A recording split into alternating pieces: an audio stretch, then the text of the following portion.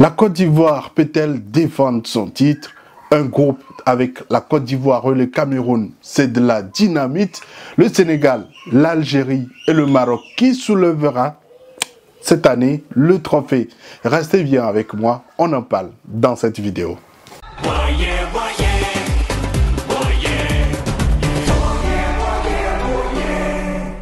Salut à toi, bienvenue sur ma chaîne. Moi c'est Jacques, ici j'analyse l'actualité sportive africaine. Si tu ne l'as pas encore fait, abonne-toi à ma chaîne. Active la cloche de notification pour qu'on puisse continuer par aborder ce type de sujet ici, ayant trait essentiellement à l'actualité sportive africaine. Aujourd'hui, on analyse la composition des groupes de la Coupe d'Afrique des Nations à l'issue du tirage au sort qui a été effectué au Maroc ce lundi. Un tirage qui a donné des affiches incroyables, des groupes relevés et surtout des promesses de spectacle. Alors, quels sont les groupes qui sortiront du lot? Quels sont les groupes de la mort? Et qui sont les favoris? On en parle, c'est très important parce que là, il y a du piment.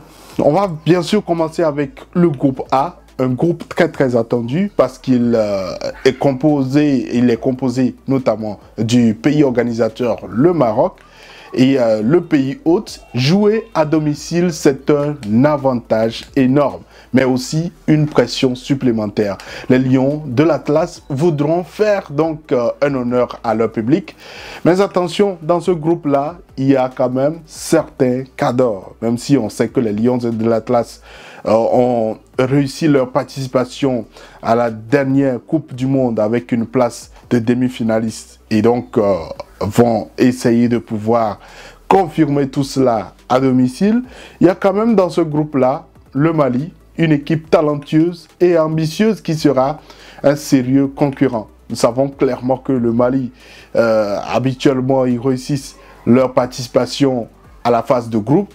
C'est beaucoup plus quand ils sortent de la phase de groupe qu'ils sont un peu plus embêtés. Dans ce groupe-là également, il y a un autre larron. C'est vrai qu'on dira que le Maroc et le Mali font partie des favoris de ce groupe, selon moi. Mais après, n'oublions pas qu'il y a la Zambie, toujours imprévisible, qui peut surprendre n'importe qui dans un bon jour. Et donc, c'est une équipe dont il faut se méfier dans ce groupe-là. Mais n'oublions pas également qu'il y a le quatrième. C'est vrai qu'ils étaient dans le quatrième pot, mais les Comores jouent dans le rôle de petits poussés, mais il faut jamais les sous-estimer. C'est clairement une équipe qui est dans une bonne dynamique. Pour les éliminatoires, ils sont restés quand même sur une série d'invincibilité qui leur permet d'être dans une bonne dynamique pour envisager une bonne participation à la Coupe d'Afrique des Nations. Ce groupe, pour moi, reste équilibré, mais le Maroc, forcément, est le grand favori. Tout cet exercice, clairement, peut être refait à quelques jours de la Coupe d'Afrique des Nations parce que il faut qu'on puisse se dire clairement, ce tirage a été fait trop tôt. Trop tôt, pourquoi je le dis clairement? On le dira après ce tirage, après l'analyse des groupes. Le groupe B, c'est également un autre groupe. Hein. L'Égypte qui va jouer face à l'Afrique du Sud, l'Angola et le Zimbabwe. Les pharaons d'Égypte, avec leur riche palmarès, domineront, selon moi, ce groupe sur le papier. Et l'Afrique du Sud, qui est en pleine reconstruction, cherchera à revenir sur le devant de la scène.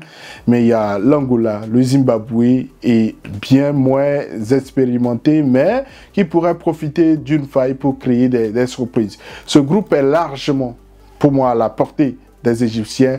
Mais attention à l'effet de la Coupe d'Afrique des Nations où tout peut arriver.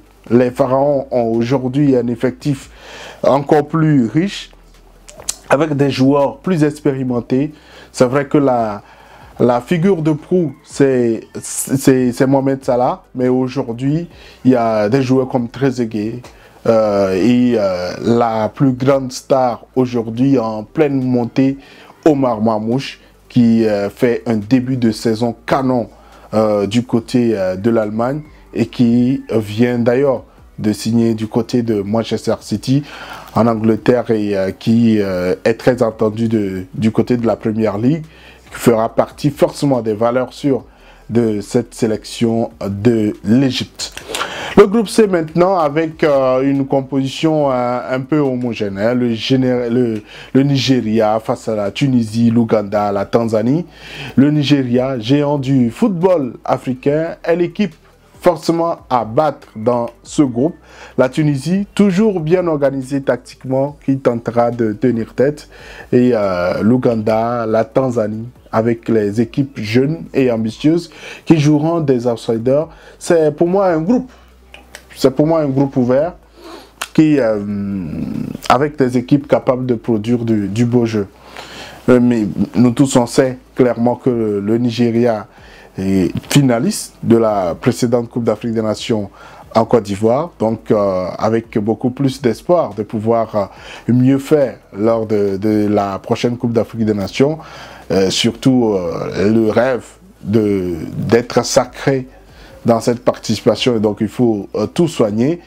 On sait que désormais c'est Eric Sekou Chel qui est à la tête des Super Eagles et qui va devoir être à la hauteur de cette ambition. Le groupe D est l'un des groupes les plus attendus, surtout pour nous sur cette chaîne, puisque les habitués savent qu'on parle beaucoup également du Sénégal par ici. Le Sénégal est dans le groupe D avec la RDC, le Bénin et le Botswana. Alors, le Sénégal qui veut retrouver son trône avec des joueurs expérimentés comme Sadio Mané, sont les grands favoris de ce groupe, avec également une jeune génération de joueurs qui sont en train de monter et qui cherchent leur place. Nouveau sélectionneur également qui essaye de montrer ses marques et de pouvoir impacter également. On verra clairement ce dont ce Sénégal sera capable, mais attention parce que c'est un groupe extrêmement compliqué, parce qu'en face quand même il y a une République démocratique du Congo qui sort d'une bonne participation à la précédente Coupe d'Afrique des Nations avec une place de demi-finaliste, des Léopards qui sont vraiment revanchards, avec une dynamique très positive du côté de cette équipe, un sélectionneur qui sait où il va, qui essaye de pouvoir renforcer son équipe, avec de fortes individualités qui pourraient être un sérieux challenger pour le Sénégal. Donc attention à cette opposition entre le Sénégal et la République démocratique du Congo. N'oublions pas qu'il y a les deux autres équipes, le Bénin et le Botswana, qui auront fort à faire pour pouvoir rester dans ce groupe-là. Mais comme on dit, on est dans une Coupe d'Afrique des Nations et tout est possible. Ce Bénin qui a eu des moments de difficulté, qui a réussi quand même à pouvoir se qualifier à la dernière journée des éliminatoires, voudra redorer son blason avec une meilleure participation à cette Coupe d'Afrique des Nations. Et donc, on attendra clairement de voir si cette équipe sera à la hauteur ou pas. Alors, le groupe E avec également l'une des équipes ouest-africaines attendues, notamment le Burkina Faso qui figure dans ce groupe-là.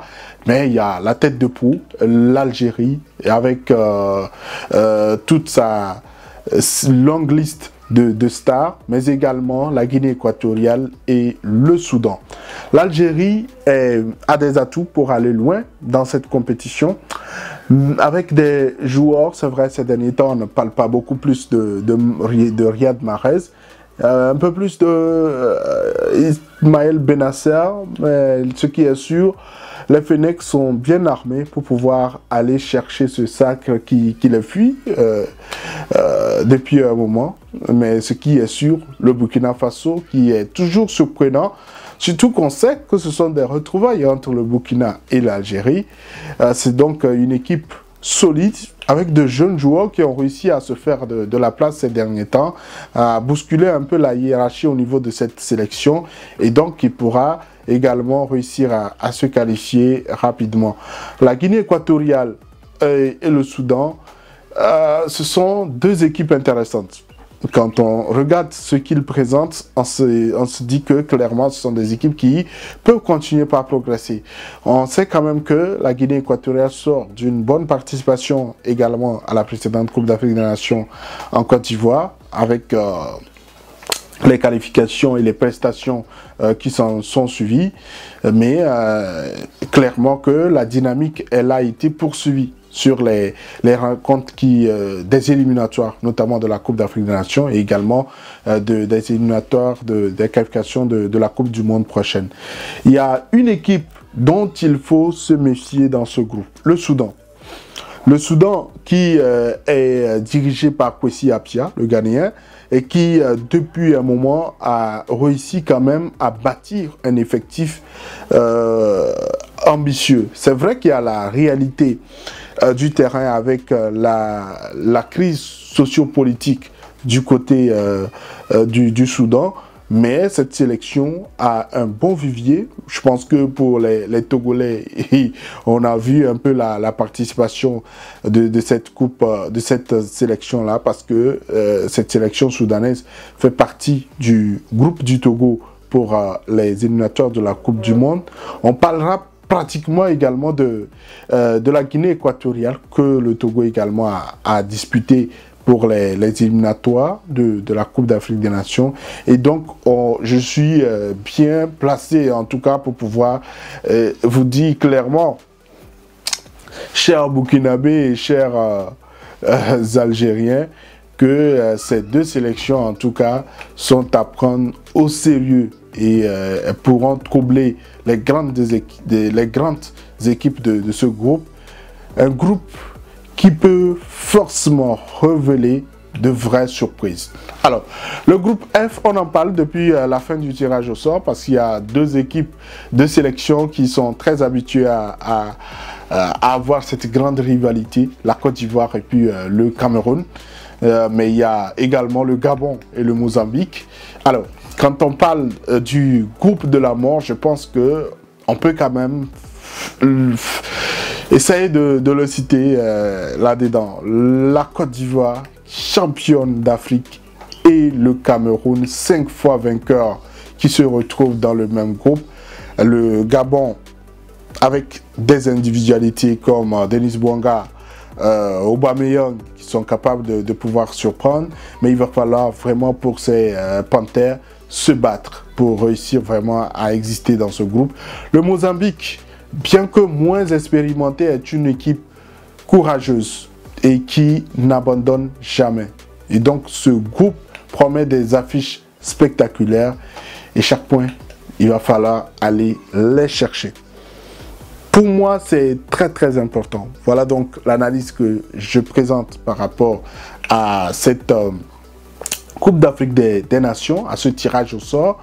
Et je disais clairement que c'est un tirage au sort qui a été effectué beaucoup trop tôt, parce que effectivement, vous avez un tirage au sort en janvier pour une participation à la Coupe d'Afrique des Nations qui aura lieu en décembre. Et donc, toute une année, c'est assez difficile. Déjà, cet exercice qu'on a fait là, c'est sur la base des réalités actuelles de ces sélections. On sait que peut-être certains de ces sélectionneurs qui ont participé à ce tirage au sort ne seront pas aux affaires lors de la préparation et la participation à la Coupe d'Afrique des Nations prochaine, parce que il y a d'autres échéances qui sont là, notamment les éliminatoires de la Coupe du Monde. Il y a certaines équipes d'ailleurs qui vont se retrouver dans le même groupe et c'est bien dommage, notamment le Sénégal et la République démocratique du Congo par exemple, ou même le Soudan. Tout ça, quand vous regardez, vous vous dites clairement que c'est trop anticipé et ça va être extrêmement difficile au niveau des analyses, parce que il faut attendre peut-être au mois de novembre, début décembre, pour pouvoir vraiment faire une analyse logique des réalités de ces groupes-là, parce que il y aura des blessures, des révélations qui vont bousculer les effectifs, des situations qui pourront chambouler un peu la dynamique de certains effectifs. Mais quoi qu'il en soit, le Maroc en tant que pays hôte est sous le feu des projecteurs. Et on ne va forcément pas ignorer que le Sénégal, l'Algérie, la Côte d'Ivoire et d'autres favoris devront se montrer à la hauteur des attentes. Alors, et vous, que pensez-vous de ce tirage au sort? Quel est selon vous le groupe le plus difficile? Dites-moi et laissez-moi un commentaire, ça me fera énormément plaisir. Et si vous n'avez pas, si vous l'avez pas encore fait, abonnez-vous. Abonne-toi à ma chaîne, active la cloche de notification pour qu'on puisse continuer par être nombreux par ici. À la prochaine.